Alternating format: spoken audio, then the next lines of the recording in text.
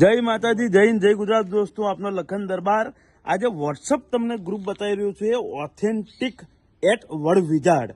એટલે એક આ કંપની છે જે ઈ બાઇક જોય ઈ બાઇક બનાવે છે અને આ કંપનીનું આ ગ્રુપ છે જેમાં એવું લખેલું છે, આ પ્રિયાંશુ ઓથેન્ટિક કરીને એક ભાઈ છે, એવું લખે છે કે આ લિસ્ટમાં જેટલા લોકોના નામ છે એ લોકો કાલથી ના આવતા, એટલે એમના બાપનો કાયદો હોય એવી રીતે આ ગુજરાત રાજ્યમાં આ કોન્ટ્રાક્ટર દ્વારા કરવામાં આવી રહ્યું છે, આ કંપનીના માલિક દ્વારા કરવામાં આવી રહ્યું છે કે વોટ્સઅપ પર લગભગ 100 ની ઉપર છોકરાઓના નામ છે જે લોકોને કાઢી મૂકવામાં આવ્યા છે. બરાબર, 100 ની ઉપર છે ને? તો આ છોકરાઓનું ભવિષ્ય શું? આ વોટ્સઅપ ખાલી ગ્રુપમાં તમે મૂકી દેશો તો આ ગુજરાત રાજ્યમાં આવું આ કયો ધંધો ચાલુ થયો છે?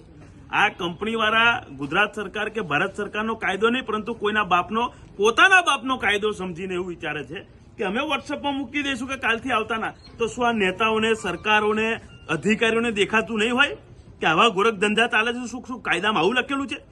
ભારત દેશના સંવિધાનમાં એવું લખેલું છે કે વોટ્સઅપ ગ્રુપમાં મૂકી દેવાનું કે કાલથી ના આવતા એટલે નહીં આવવાનું? આવું લખેલું છે કોઈ જગ્યાએ? ભાઈ નથી લખેલું. આ દેશ કોઈના બાપના કાયદાથી નહીં ચાલે.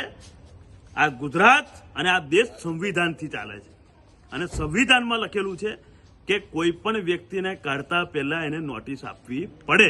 અને આ છોકરાઓનો હજુ ગયા મહિનાનો ડિસેમ્બરનો પગાર પણ બાકી છે.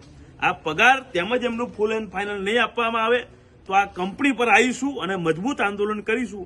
વિડીયોને વધુમાં વધુ શેર કરો તો ખબર પડે કે ગુજરાત રાજ્યમાં આવી પણ કંપનીઓ છે જે વોટ્સઅપ પર લોકોને કાઢી મૂકે છે. જય માતા.